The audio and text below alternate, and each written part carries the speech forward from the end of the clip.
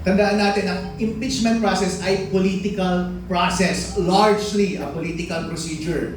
Kaya ang ating mga kababayan ay represented ng mga representatives natin sa House of Representatives. Kaya kung meron mang mag-uumpisa ng kahit anong impeachment complaint, dapat political move pa rin ito. Kaya kailangan ng endorser or 1/3 ng members of House of Representatives ang magdala ng impeachment complaint. Hindi basta-basta tigi-isa lang na private citizen ang magko-complain, kasi nga naman kapag lahat tayo magko-complain na tapos sunod-sunod parang ang dami nilang ginagawa, i-istorbohin pa natin silang lahat. It's a political process, and ang ating politics, ang dynamics niyan ay parating naglalaban yung executive, yung House of Representatives at yung judiciary. At ang parating bumubugbog dapat sa ating executive department ay yung mga members of House of Representatives. Kaya kung meron mang una dapat na umatake doon sa ating presidente, kung ma-ensure natin ang maayos na pamamalakad ng ating bansa, ay dapat pangunahan ng mga members ng House of Representatives. At kami, na mga private citizen at taong bayan, ang nagbibigay dapat ng suporta sa kanila. At any rate,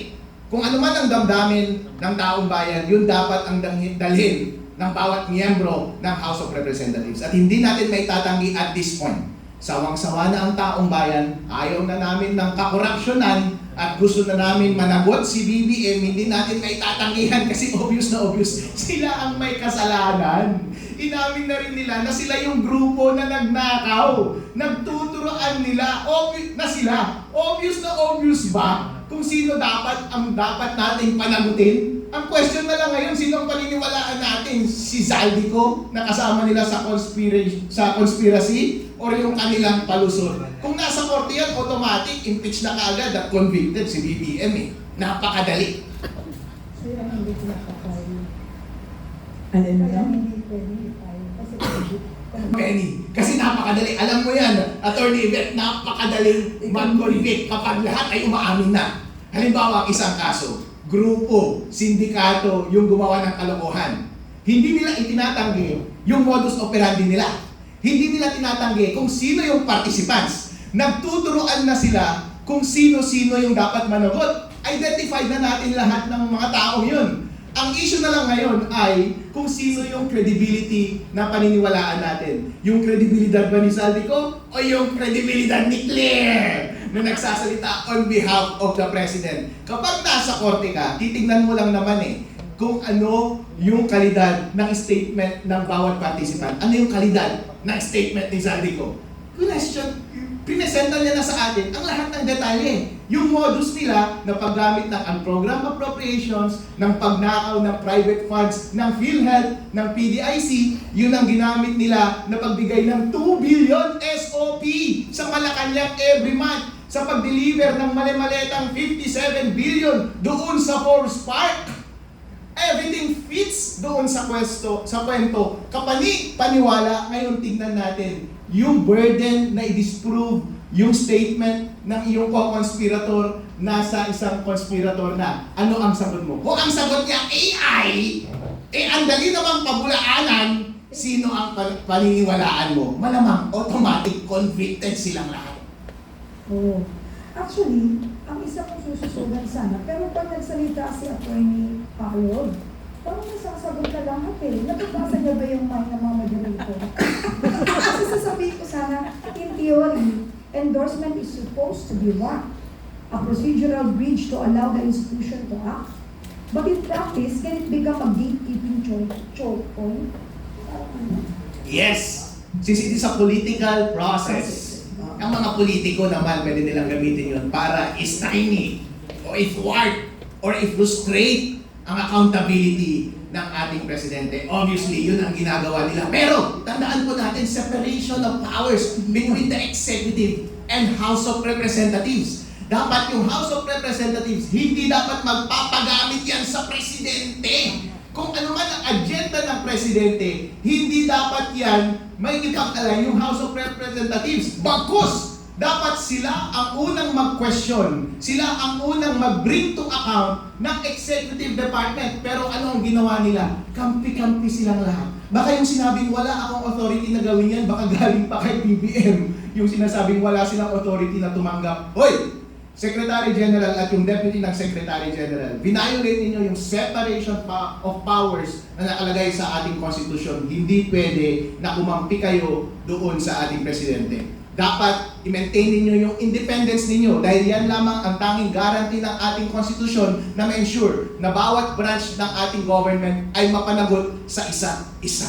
Kapag hindi na napapatupad ng maayos yung mechanics na yan sa ating constitution, walang totoong demokrasya sa ating bansa at nakikita natin yun ngayon. Alam mo, ang galing niya. Alam mo kung bakit? Sabi ko sa iyo, yung tatlo sanang ilalatag ko sa kanya, nasasagot niya kaagad ng advance. Kaya ngayon, babasahin ko dalawa kaagad. Hinanda namin ito for you, actually. Sasabihin ko sa next ko is when support arose.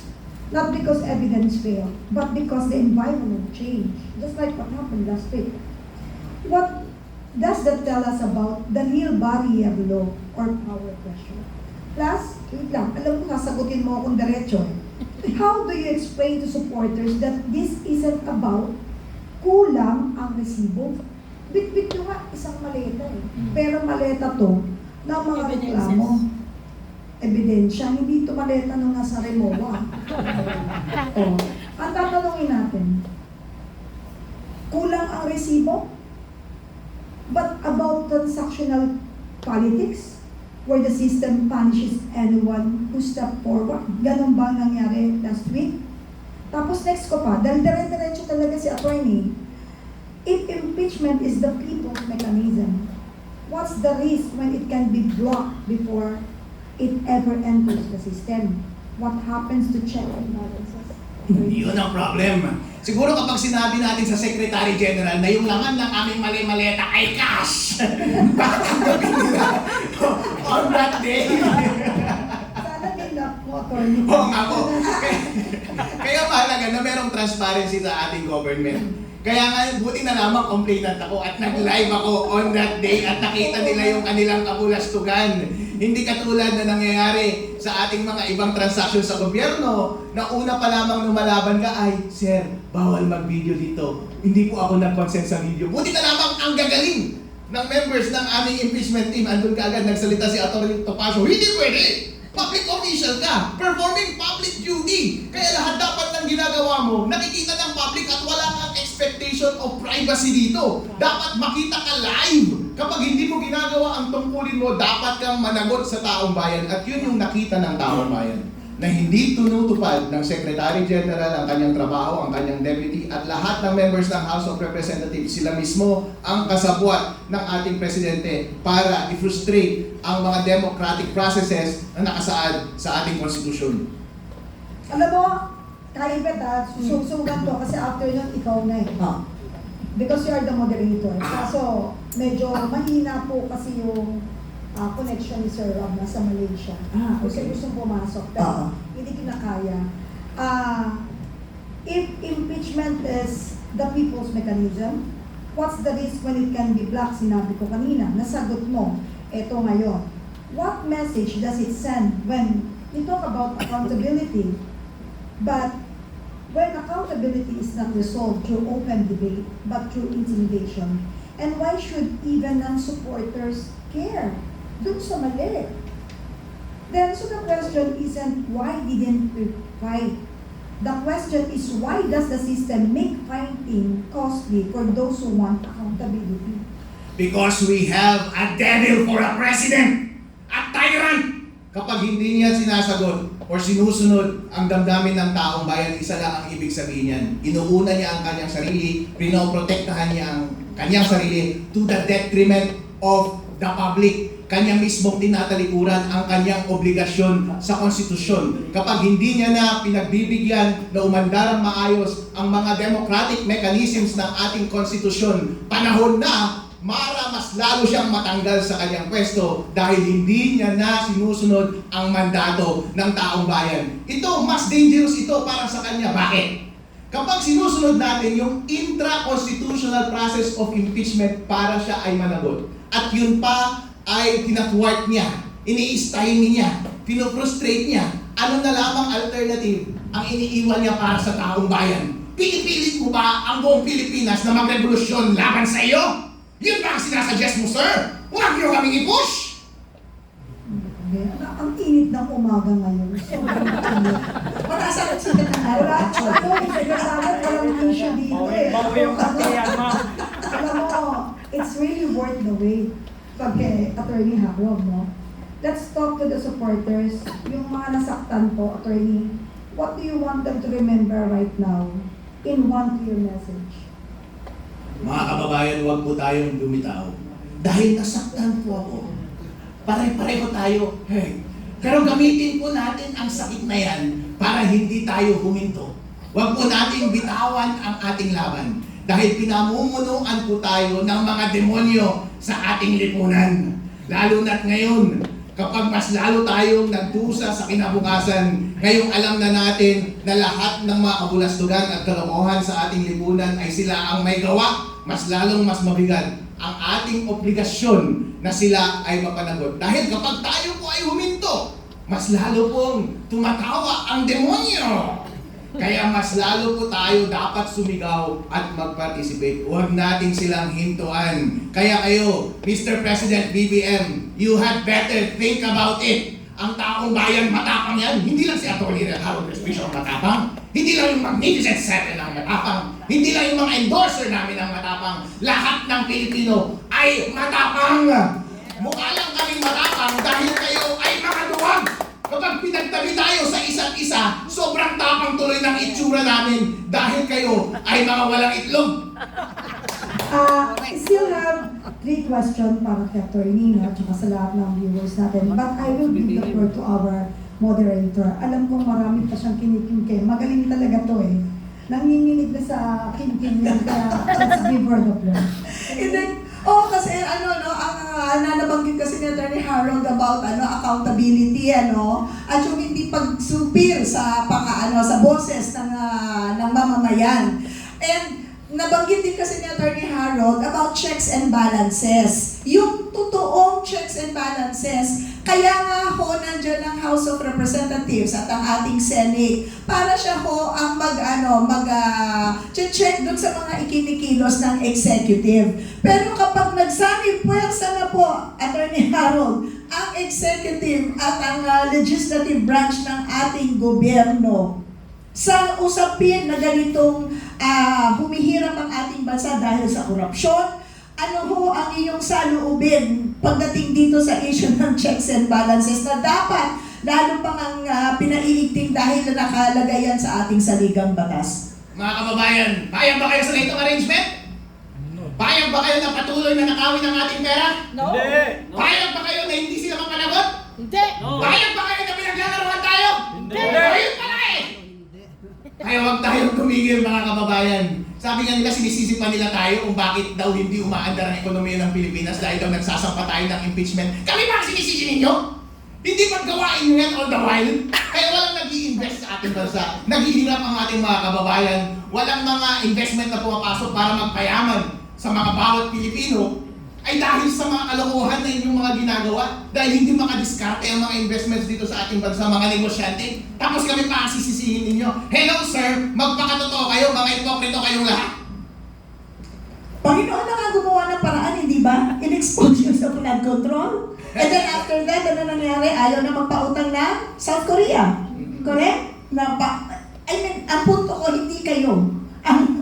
Ang dahilan, sila na mismo po ang gumagawa ng sarili nilang hukay sa mga nangyayari dito sa issue ng korupsyon. So, Attorney Harold, with all of this that is happening, ano ang nakikita po ninyong pag-usap nitong complaints na final ni Attorney De Jesus at na inendorso at yung pangalawang impeachment complaint na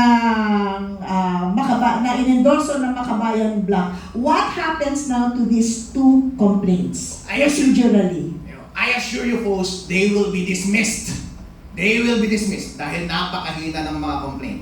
Takot sila, hindi nila tinanggap yung pangatlong impeachment complaint dahil alam nila na yun yung pinaka-substantive, pinaka-kompleto. Mali-maleta, kompleto sa ebidensya, mga dokumento, mga proof, mga video. Alam nila na all-star lahat ng sumama. Alam nila na people's complaint itong pangatlong impeachment complaint dahil lahat kami ay nanggaling sa lahat ng direksyon. Rinerepresenta namin ang damdamin ng taong bayan. Alam nila na once na-expose ang kanilang kalokohan through our impeachment complaint, through trial and procedure doon sa Committee on Justice and through eventually impeachment court doon sa Senate, alam nila na for sure na matatanggal si BBM sa kanyang pwesto, impeach kaagad yan, or otherwise through other means. Kaya pinigilan nila ang aming impeachment complaint. Ngayon, patay na yung third impeachment complaint. For sure, dismissed yung una at pangalawa dahil mahina yung mga yun. Dahil pinigilan nila ang tanging maayos lamang na impeachment complaint na hiniahin natin laban sa nakauupong presidente na ito. So the truth will set us free. Yes! But we will have to wait for a little while. Oo, but in the meantime, tama po, no? So na-refer na yan sa House Justice